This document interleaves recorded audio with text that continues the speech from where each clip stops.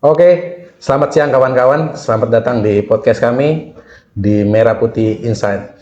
Hari ini saya bersama narasumber seorang Habib, seorang ulama, seorang kiai. Selamat siang, Habib Sakur Ali Mahdi. Gimana kabar, Habib? Waalaikumsalam. Oke. Assalamualaikum. Siang.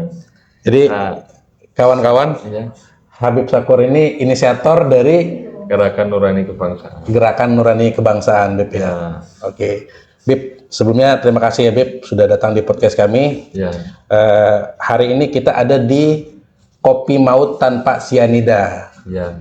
Jadi ini, Bib, Kopi Maut Tanpa Sianida. Waduh, itu jobs itu. Iya, jadi ini nggak ada sianidanya, tanpa sianida ini, jadi aman. Nah, di sini, Bib, ada kopi yang recommended. Ini kopinya dari tanah Sumatera, dari Sepirok. Nah, kopi ini nih full Arabica, Bib. Ya, Jadi bagus untuk kesehatan, bagus untuk lambung, dan nggak buat sakit perut, Bib.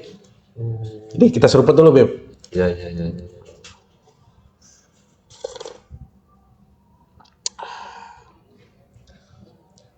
Gimana, Bib? Mantap kopinya, Bib. Mantap. Alhamdulillah. Saya bersama Habib Sakur ya. Kami biasanya manggilnya Habib Sakur.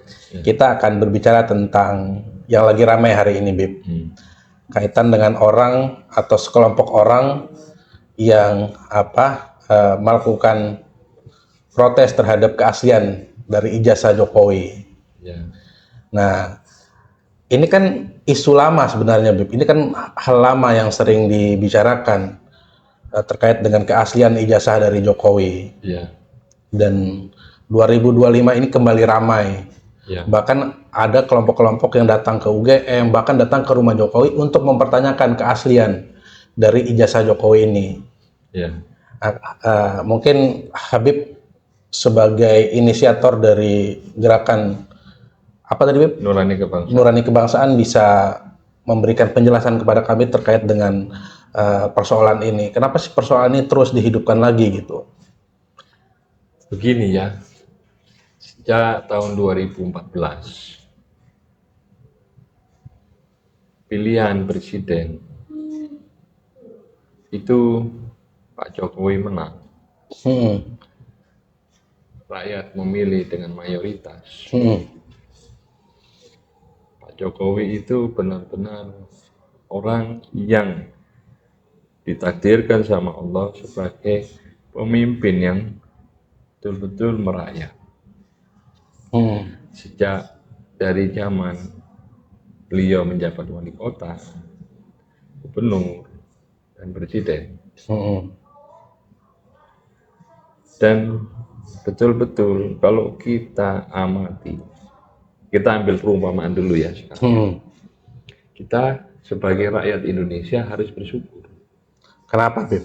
Lahir di Indonesia, negeri yang damai, negeri yang punya etika. Ajaran nenek moyang kita punya etika, peradaban yang abadi, yang luhur. Budaya yang santun. Saya heran kenapa tahun 2014 itu hampir semuanya hilang karena pilpres. Kenapa hal itu bisa terjadi di 2014? Kenapa itu semua itu bisa terjadi? Karena apa? Karena pemerintah yang sebelumnya lalai menegakkan nilai-nilai Pancasila, norma-norma Pancasila dalam kehidupan berbangsa dan bernegara.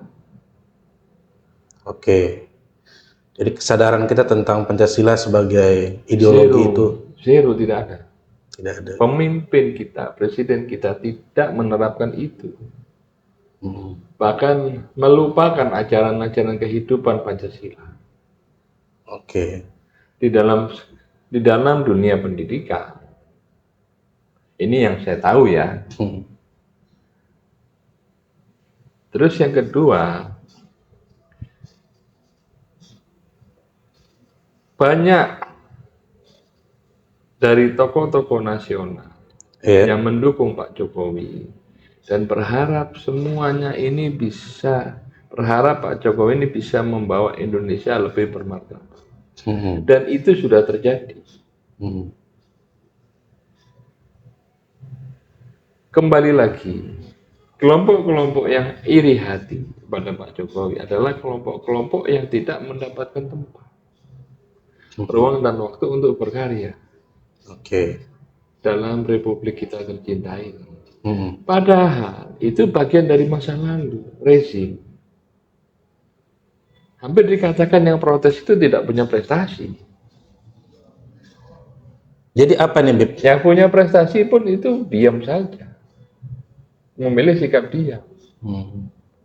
Ada dua isu yang ditimbulkan, kebangkitan PKI dan munculnya para pengasong daulah khilafah Islamiyah. Oke. Dan ini menjadi syarat politik untuk menjadikan Indonesia itu kacau balau. Karena dicuci otaknya rakyat oleh tokoh-tokoh yang anti sama Jokowi, dicuci otaknya seakan-akan kepemimpinan Jokowi tidak terpenuhi rasa keadilan. Oke. Lah saya kembali flashback dari kepemimpinan Bung Karno sampai Pak Jokowi. Adakah pemimpin-pemimpin ini yang sempurna? Hanya Pak Jokowi yang mendekati kesempurnaan dalam berpihak kepada rakyat. Oke. Tapi Bib, maaf saya potong sedikit. Ya. Jadi pertentangan ideologi itu kan di pemimpin sebelum Pak Jokowi tidak ada, Bib. Yang bilang lo PKI, lo HTI, atau kamu sebagai radikal dan ini tidak radikal itu kan. Nah, tetapi ketika Pak Jokowi memimpin dari 2015, 2014, dan mulai dari 2015 muncul isu-isu ini. Ini apa, Bib? Artinya ramai riuh seperti sampai dengan hari ini kan terjadi ketika Pak Jokowi memimpin.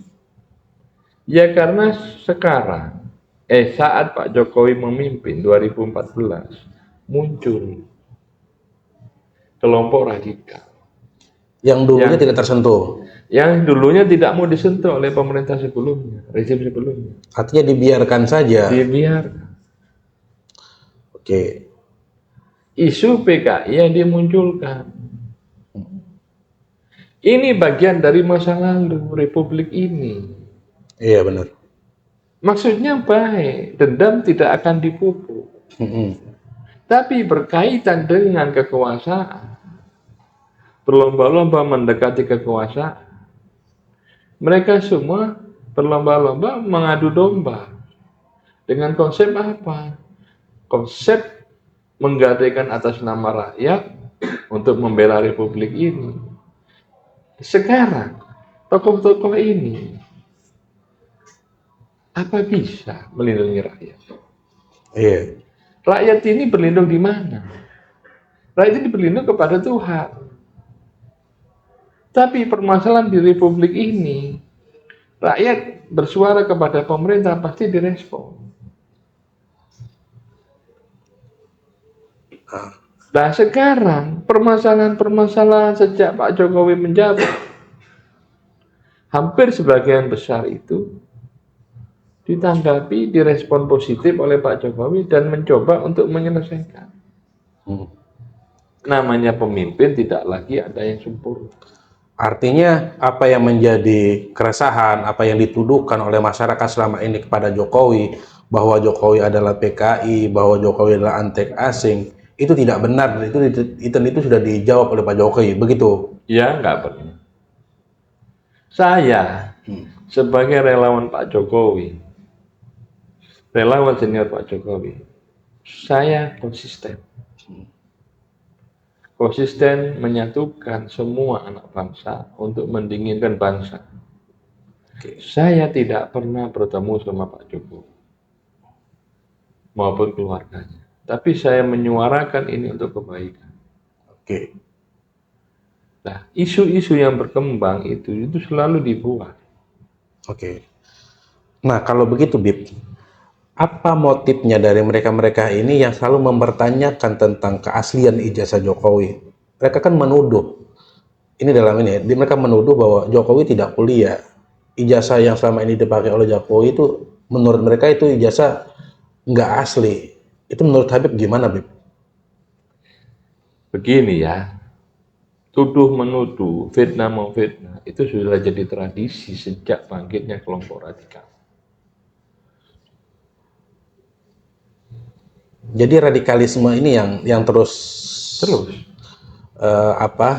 menyuarakan tentang ini. menyuarakan. Dari dulu sudah saya sampaikan bahwa kelompok radikal ini harus ditembak mati. Waduh, kenapa, Bib? Ya karena tidak pernah membawa kebaikan. Mereka menekan pemerintah, berharap pemerintah memberikan bargaining, memberikan keuangan, mereka kaya, selesai, rakyat ditinggal. Tapi mereka ini kan eh, rakyat dan bangsa Indonesia, Bib. Yang mana? Rakyat dan bangsa Indonesia itu diam, tidak pernah bersuara. Rakyat sekarang ini sibuk sibuk bekerja untuk mencari uang, menghidupkan dirinya, keluarganya. Oh, jadi ini kawan-kawan, kalau menurut Habib Syakur, jadi kelompok-kelompok radikal yang selama ini menciptakan ketidakstabilan, menciptakan keributan di tengah-tengah masyarakat, Iya. harusnya ditindak dengan tegas. Bila perlu dihukum mati, katanya Habib. Ditembak mati. Jadi, Bib, apakah pendekatan-pendekatan seperti itu tuh bisa menyelesaikan masalah, Bib? Ataukah mereka ini bisa diajak berdialog, nggak, Bib? Sehingga mereka dapat pencerahan gitu kan, bahwa yang kalian lakukan ini tidak benar, atau kalian salah paham terkait dengan ini. Sebetulnya dialog itu sudah pernah terjadi, Hmm. tapi nggak akan pernah ditanggapi secara baik. Hmm. Yang kasihan itu rakyat. Rakyat dengan kesulitan bekerja, mencari uang, mencari nafkah. Oke. Yang kasihan itu rakyat. Kalau tokoh-tokoh ini tokoh oposisi tidak usah dikasihani. Kalau Habib melihat ini tuh motifnya mereka itu apakah motif ekonomi atau motif ideologi atau motif politik menurut Habib? Mereka motifnya ideologi ingin menggantikan ideologi Pancasila, Menjadi ideologi khilafah tuh, menjadi ideologi radikalisme. radikalisme. Nah, itu kan terjadi di zamannya Pak Jokowi. Ya. 10 tahun Pak Jokowi menjadi presiden itu kan 10 tahun isu itu terus digemakan. Tetapi hari ini isu itu seolah tidak pernah ada. Itu kenapa, Bib? Ya karena 10 tahun pemerintahan Pak Jokowi sangat baik-baik saja, sangat sabar. Buktinya Pak Jokowi membubarkan HTI, FPI, dan lain-lain. Taruhlah membubarkan HTI. Ya kita ambil contoh HTI-nya aja, jangan FPI-nya. Membubarkan HTI, tapi HTI itu ajarannya tidak dinyatakan ajaran terlarang. Tetapi yang dilarang cuma badan hukumnya, organisasinya. Badan hukumnya dan organisasinya. Saya penggiat kebangsaan. Saya penggiat dakwah kemana-mana, menyadarkan masyarakat jangan terpengaruh dengan aliran-aliran radikal. Ternyata masyarakat di pedesaan, di pedalaman masih tetap diintimidasi. Oke, jadi kelompok-kelompok ini seolah ini reborn, seolah hidup lagi nih. Jelas. Artinya pasti hidup. Dan dengan mereka kemarin itu, ini saya mau konfirmasi ke Habib ya, apakah kelompok-kelompok kemarin yang melakukan demo di UGM atau demo ke rumah Jokowi itu bagian dari kelompok-kelompok itu, Bib? Iya. Di situ kan ada tokoh-tokoh kayak Amin Rais, ada Roy Suryo dan lain sebagainya. Apakah mereka terafiliasi dengan kelompok ini atau kelompok ini memanfaatkan mereka? Jadi begini, mereka menjadi satu, mengatasnamakan perjuangan untuk Indonesia. Oke. Menjadikan Jokowi musuh bersama dan keluarganya. Ini sangat tidak realistis. Kelompok radikal ini memanfaatkan, mempengaruhi tokoh-tokoh oposisi ini, menunggangi tokoh-tokoh oposisi ini. Yang lama-kelamaan tokoh-tokoh oposisi ini sadarnya apa? Oh iya, kedoliman ada. Kedoliman dilakukan pemerintah ada, kedoliman dilakukan TNI Polri itu ada. Oke. Nah, tetapi ini apa dari pendapat yang berbeda, Beb ya. Ya saya baca di beberapa ini dan saya dengar di beberapa media dan YouTube bahwa kelompok-kelompok ini sebenarnya bukan karena mereka dibubarkan, tetapi mereka menjaga ideologi. Ini menurut mereka, Beb ya, bahwa ke depan tuh ideologi kita juga akan dirongrong oleh ideologi komunisme itu, dan salah satu pentolan komunisme menurut mereka itu adalah Jokowi. Gimana, Bib? Wah, itu jujur aja, kondisinya itu terkondite dengan kemenangan Jokowi yang dibawa oleh partainya, Partai PDI Perjuangan. Stigmatisasi PDI Perjuangan sampai hari ini oleh kelompok-kelompok radikal itu dianggap tidak baik. Oke. Dianggap bagian dari oknum-oknum di PDI Perjuangan ini, dianggap bagian dari masa lalu. Sedangkan kebangkitan PDI Perjuangan dalam kemenangannya mengusung Pak Jokowi itu adalah kebangkitan yang murni atas suara rakyat. Rakyat sekarang tidak bisa terpengaruh dengan politisasi identitas. Mereka ini kan mempengaruhi rakyat dengan politisasi identitas yang sangat negatif pengaruhnya. Nah, para penikmat politisasi identitas ini harusnya disadarkan dengan apa? Dengan diuji nuraninya untuk bangsa. Politisasi identitas sangat baik untuk dinikmati dengan koridor yang wajar, bagaimana mestinya. Tapi kalau ini dijalankan untuk menghantam sesama anak bangsa, itu tidak baik. Kalau begitu, Bib, di kelompok-kelompok ini Habib melihat nggak, atau Habib membaca nggak kalau kelompok ini tuh ada intervensi asing yang ingin memanfaatkan mereka untuk membuat kekacauan di dalam negeri dengan cara seperti itu? Ada, Bib. Ada.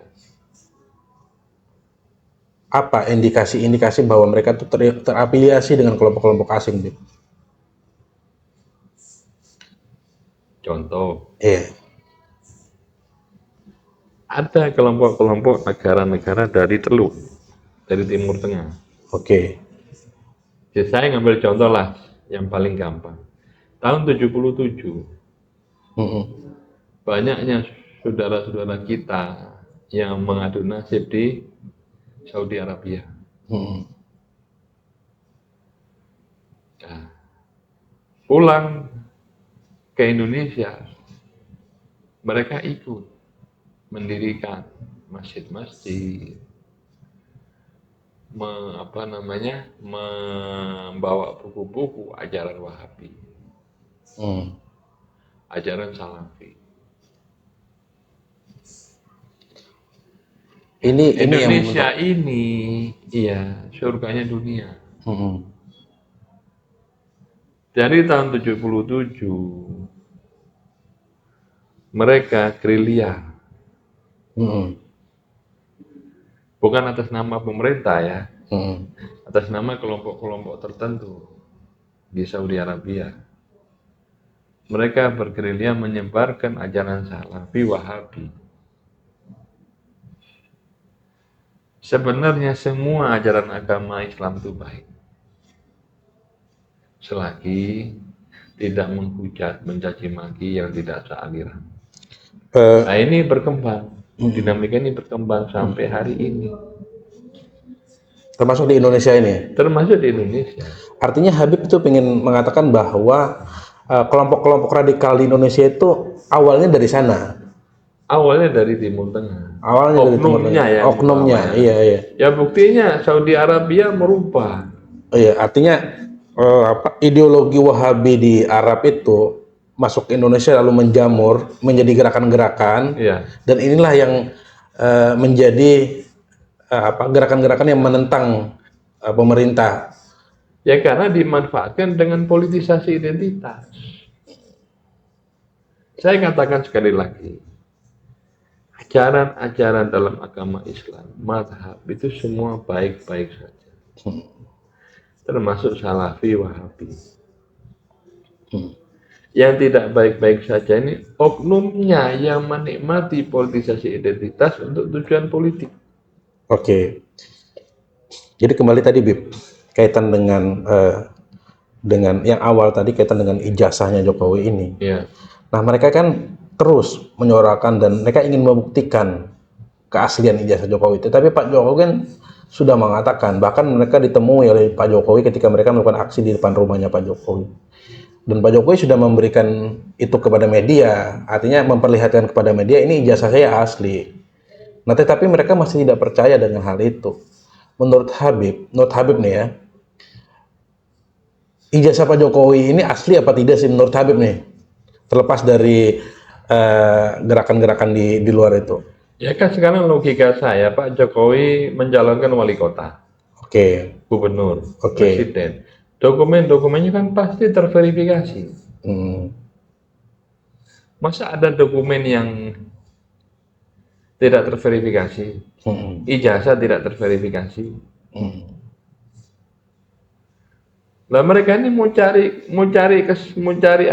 menimbulkan kegaduhan, mereka itu tidak bijaksana sama sekali. Oke. Dan UGM sendiri kan sudah ngomong, Beb. UGM ya sebagai kampus di mana Jokowi kuliah gitu kan, bahwa ijazah Jokowi itu asli gitu Pak.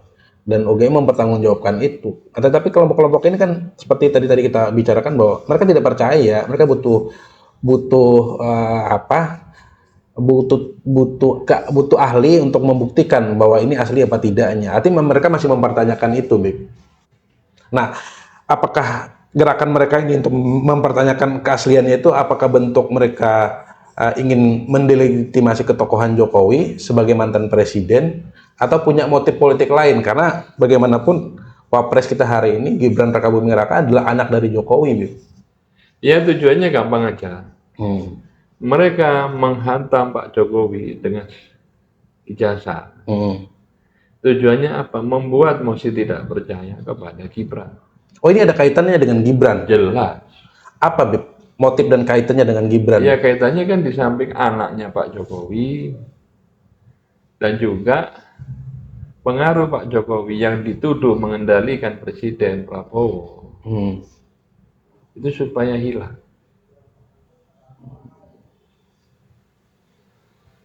Supaya hilang apanya nih, Bib? Hilang legitimasinya Pak Jokowi sebagai mantan presiden, sebagai penasihat presiden. Oh, artinya kan ini mereka tuh punya upaya bagaimana mempertentangkan antara Jokowi sebagai mantan presiden 2 periode dengan Prabowo yang baru terpilih. Gini ceritanya. Gimana, Bib? Pak Jokowi ini sebagai mantan presiden sering memberikan nasihat, advice kepada Prabowo.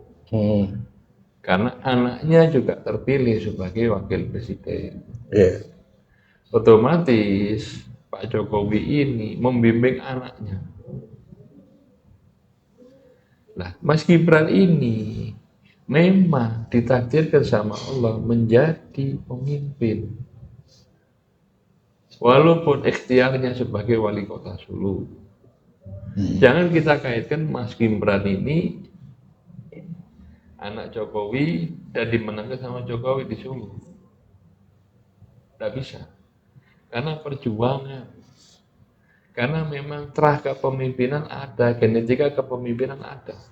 Oke. Nah di sini kelompok-kelompok ini seperti Roy Suryo, Egy Sujana, seperti tokoh tuanya tuh ada Amin Rais. Ini memang dasar kebencian yang luar biasa kepada Pak Jokowi. Karena mereka mungkin ya dalam tanda kutip tidak diakomodir dalam kekuasaan atau gimana, Bib? Ya karena mereka sudah sangat kecewa. Apa yang membuat mereka kecewa dengan Jokowi? Ya, mereka kecewa di antaranya kepentingan partai politik, seperti kepentingan Pak Amin Rais itu tidak mendapatkan akomodir dari Pak. Mungkin ya, Oke. mungkin. Kalau yang lain-lainnya, kalau dilihat secara politik nih, Bib ya, secara politik apa motifnya mereka nih? Ya, motif yang paling utama adalah Jokowi tidak lagi memberikan kesempatan kepada orang-orang rezim masa lalu untuk ikut kembali di pemerintahan Pak Prabowo. Oke. Nah, ini kan kaitan tadi menyampaikan terkait dengan Jokowi dan Gibran, Ya, bagaimana relasinya sehingga kelompok-kelompok ini melakukan gerakan menyuarakan tentang keaslian ijazah Jokowi, terus menyebar lagi kepada kebencian terhadap Gibran. Iya. Bahkan kemarin itu ada kelompok-kelompok purnawirawan kan, ya. yang ingin Gibran ini mundur sebagai cawapres karena dianggap Gibran ini gagal sebagai cawapres dan melanggar konstitusi. Itu gimana tanggapan Habib? Sekarang kan Gibran ini kan sudah terpilih jadi wapres berdasarkan hasil pemilu. Mestinya kelompok purnawirawan itu, seperti kemarin saya mengkritik Partai Golkar. Saya membaca itu berita dari yang berkomentar Sekjen Partai Golkar. Semestinya kelompok purnawirawan ini ya khususnya ditanggapi oleh Partai Golkar Sebagai dengan partai pendukung pemerintah. partai-partai pendukung pemerintah dan partai yang dibesarkan oleh purnawirawan TNI. Oke, tapi saya mau bicara dulu, Bib. Apa kira-kira sehingga purnawirawan ini menginginkan Gibran itu dilengsarkan, artinya Gibran diganti gitu. Apa motifnya kelompok-kelompok ini, Bib? Ini kan beda kelompok dengan kelompok-kelompok ormas ex HTI atau ex FPI itu. Ya, saya jelaskan ya. Iya. Jokowi ini dituduh oleh masyarakat oposisi ini mengendalikan pemerintahan Prabowo Lewat anaknya. lewat anaknya dan lewat Pak Jokowi. Buktinya Pak Jokowi itu, Pak Prabowo itu menyatakan hidup Jokowi, hidup Jokowi. Artinya ada ketergantungan dengan Jokowi. Nah, orang-orang ini mau bersih dari Jokowi. Oke. Mau bersih dari Jokowi. Sedangkan Pak Jokowi ini di dunia internasional mendapatkan pengakuan yang luar biasa. Menaikkan harkat derajat martabat rakyat Indonesia di dunia internasional. Dan satu lagi, Jokowi ini sangat sabar. Tidak mau ada rasa dendam. Oke.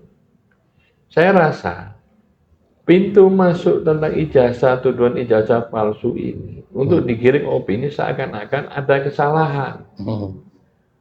Artinya negara ini gagal. Negara ini sudah bisa diperdaya oleh orang-orang yang ingin mengangkat Jokowi jadi presiden. Dengan cara apa? Ijazahnya palsu. Oke. Artinya ingin memunculkan image di masyarakat secara hukum konstitusi bahwa Presiden Jokowi selama 10 tahun inkonstitusional. Karena ijazah palsu itu. Dan sekarang pembuktiannya mau diangkat ke pengadilan. Juga menurut saya sia-sia. Mau dilaporkan ke polisi, menurut saya sia-sia. Kenapa, Bib? Karena apa? Karena kenapa? Sebelum Pak Jokowi lengser kok nggak diadukan. Oke. Bukan karena beliau presiden langsung sabar. Beliau presiden, ini harkat derajat martabat negara. Oke. Nah, oke, Bib. Habib kan sudah melihat bahwa mereka-mereka ini kan orang yang sakit hati dengan Jokowi, orang yang sakit hati dengan Gibran, Iya. dan orang yang ingin menghilangkan pengaruh Jokowi di pemerintahan Prabowo Gibran. Ya, I think I can fit with your tone like oh, I think about you and leave my body. Oke, Bib, terakhir mungkin bisa berikan saran kepada kelompok-kelompok yang sampai hari ini masih mempertanyakan tentang keaslian dari ijazah Pak Jokowi dan masih menyebarkan kebencian kepada Pak Jokowi dan keluarga-keluarganya. ya, semua itu kan ada sebab akibat. Iya, Kebencian kepada Pak Jokowi sama keluarganya itu pertama terpilihnya Gibran menjadi wakil presiden. oke. Gibran ini sudah jadi takdirnya menjadi seorang pemimpin dan Allah mentakdirkan. Karena ada genetika kepemimpinan sebagai anak Pak Jokowi dan Gibran ini berikhtiar untuk maju. Anak muda berikhtiar untuk maju mencalonkan sebagai seorang pemimpin di saat jadi wali kota Solo. Dan kerjanya sangat bagus. Oke. Dan yang kedua, Pak Jokowi sendiri memberikan kebebasan kepada keluarganya untuk mencalonkan jadi seorang pemimpin, hak sebagai warga negara rakyat Indonesia. Di sini ada sebuah kesalahan besar dari tokoh-tokoh yang menentang Pak Jokowi ini. Salah besarnya apa? Tidak percaya dengan takdirnya Allah. Oke. Takdir Allah itu karena ikhtiar usaha. Pak Prabowo merangkul Mas Gibran, mengajak Mas Gibran menjadi seorang sama-sama maju jadi pasangan wakil presiden dan presiden.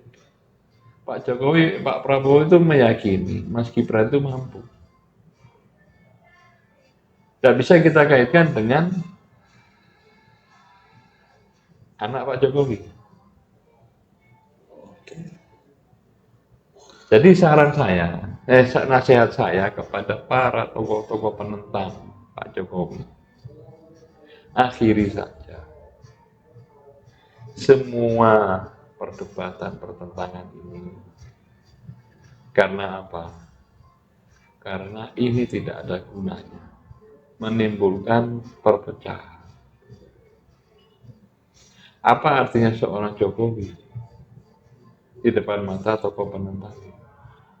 Tapi Jokowi sangat berarti di depan mata rakyat Indonesia. Oke. Oke, Bib, terima kasih ya.